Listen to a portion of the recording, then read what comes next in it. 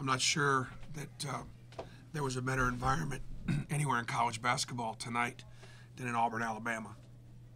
It was as loud as I've ever heard the building. Both teams played really hard. I don't think either team played particularly well, but you can't fault the effort. Kentucky did a lot of things to disrupt us. They did a lot of switching because their bigs are long and athletic and guard the perimeter, and their guards are big enough, and we're not big enough to take advantage of on the inside. And so that really disrupted them. It disrupted us. Kentucky is one of the better field goal percentage defensive teams from three because of their length. So we missed shots, but a lot of our shots, were challenged. Then the difference in the game came down to Anthony McLemore and Deshaun Murray at 6'7" and 6'3", just controlled the paint for the last 5 or 6 minutes of the game. Whether it was blocking shots or getting rebounds or, and Kentucky had some balls that kind of went in and went out. And it was something. Our conditioning, our toughness, our resilience, our grit. It's why we won the game. They're both unique weapons. Anthony's a 6'7" shot blocking 3-point shooter. They play center. That's a tough matchup. Deshaun's a 6'3" power forward that he's as good a rebounder for size that has ever played at Auburn since Barkley. He is for his size. And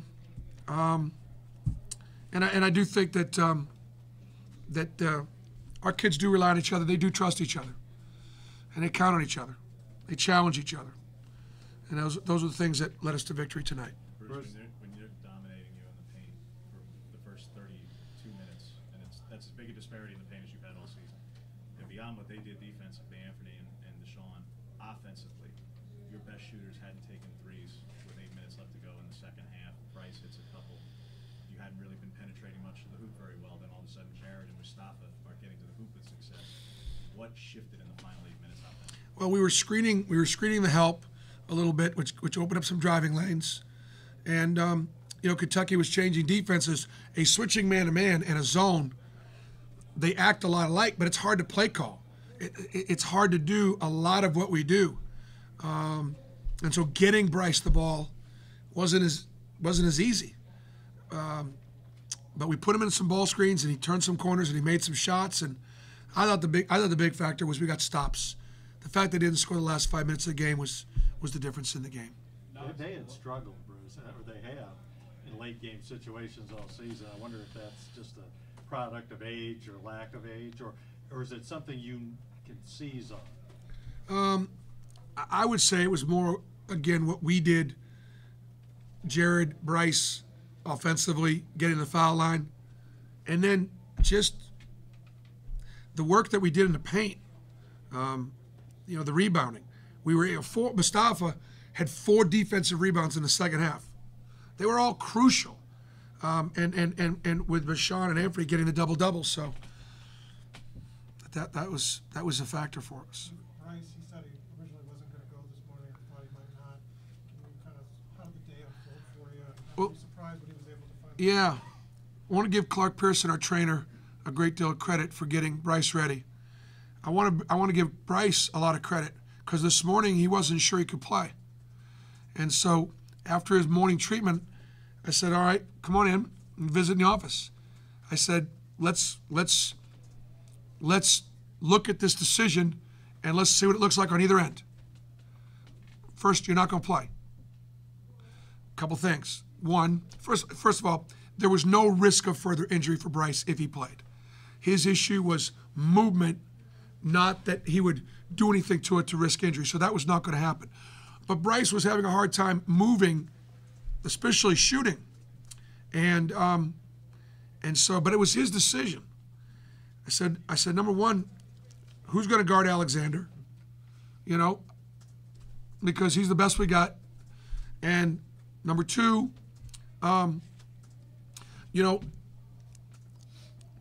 you could play in this game and not score, and we could still win if you could just get out there and guard.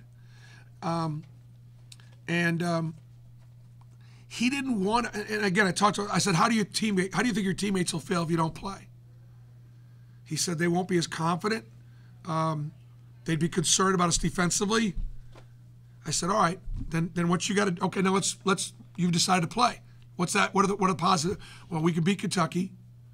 It doesn't matter what my scoring average is. My teammates are going to really respect me for giving everything. I said, Bryce, if you get started and you can't go, you can't go. But all week long he was not a distraction. He just wasn't. It wasn't about him. It was about the team. And so I give Bryce a lot of credit. Bruce, how good is Kentucky, and how are they an NCAA team, and what kind of splash could they make? They're a dangerous team. I mean, Alexander's as good in ball screen as there is, and we do a great job with our ball screen defense. I mean, they stopped running ball screen for him because we kept turning him over, but he's terrific. Their biggest weakness is they don't shoot the three ball as well, and they're limited in their playmakers and the number of guys that can make plays for others. But they're an NCAA tournament team, and they're definitely a team that can advance. Everything you just said about Bryce Brown, I hate to single out one player, but do you win tonight without him being on the floor? I don't think so. No, and I told him that beforehand. I don't think we win tonight without him. Look, we're already down to 9. We're down to 9. He gets us down to 8. And then if one of the freshmen maybe is not playing well or we get in foul trouble, that's the thing about this team that's been so remarkable. We go to Georgia with 8 guys, and Deshaun gets full body clamps in the second half, and we got 7 guys. Georgia beat Florida tonight at Florida. This league is something else. You got to bring it every night, every single night. I told you weeks ago, we're good enough to beat everybody on our schedule, and we could lose to every team on our schedule. Coach, you talked about the environment. It was about 10 minutes left, and you had that look like, and all of a sudden they got it going. How much did the crowd turn this game in the last 10 minutes? I mean, that's probably a great question for Kentucky. I mean, they play in a lot of loud buildings. This is about as loud as it gets. This is as hot an environment as there is. This is as hot a ticket as there is in the SEC. I mean, you can't buy them. And our students are just having so much fun, and our players are responding. So, no, there's no question that the environment helped us. But that's still the reason why we were seated so high is because we've won 10 times away from home. So while we have a great home court advantage, we can take the show on the road. Bruce, Kentucky's lost 4 in a row, which for them is a historic losing streak. How do you think that can play on a player's mind? How could it affect things to have everybody in a near panic? Well, they shouldn't panic because they got great kids, they got great coaching staff, and like us, just take them one at a time. Who's on their schedule next? Alabama. Just got to get ready for Alabama. You might root for Kentucky against Alabama. Is that a possibility? And that's all you got to do. They do not need to panic. What does it mean for this league that it's not just one team rising up and giving Kentucky trouble? It's a lot of teams right now. It's good to see Eric. Yeah. I remember telling Mr. Sly when I got to Tennessee that we talked about the league, and I said, Mike, what made the ACC wasn't Duke and North Carolina. It was when Gary Williams was at Maryland, or Bobby Crimmins was at Georgia Tech, or Wake and Timmy Duncan made their run, and you could point to all those teams, and that's what makes this league so good. And I've also said, bottom to top, this is the best league in the country. I don't know if we're the best league in the country at the top, because if we're the top, I'm not sure. I'm telling you, though, bottom to top, it is great.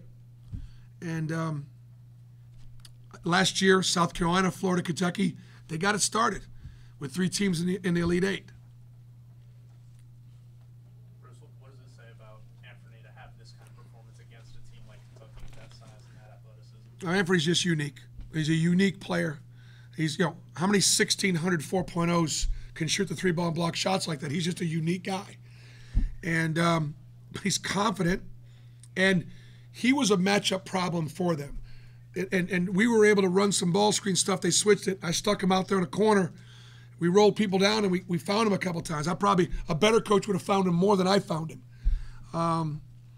But we needed that. And then I just thought the way he patrolled the paint and with our defense.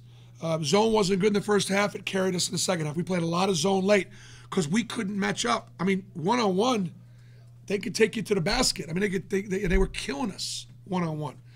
Put the zone in there, saw more bodies, and got some stops. This is, for our standpoint, the fact that the last 35 times Auburn's played Kentucky, 33 of those times Kentucky's won. So what I talked to the team about was how many of our former players really didn't have a good chance to beat Kentucky because we either weren't as good or they were so good. There was the outcome wasn't in doubt. The question was what was the margin going to be? I said, let's win this one for all those Lettermen that played for Auburn, because I guarantee you those guys all over the country are feeling pretty good about their team right now.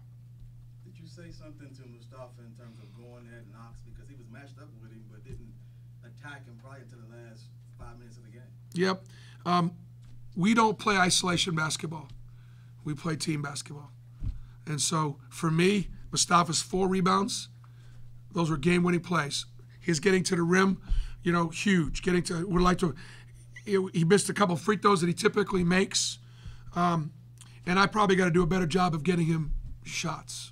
Bruce, are you at all surprised you just beat Kentucky by 10? Yeah, I'm a little bit, surprised because their defense bothered us. We didn't shoot it very well. And I thought there were stretches. I thought Kentucky was playing pretty well.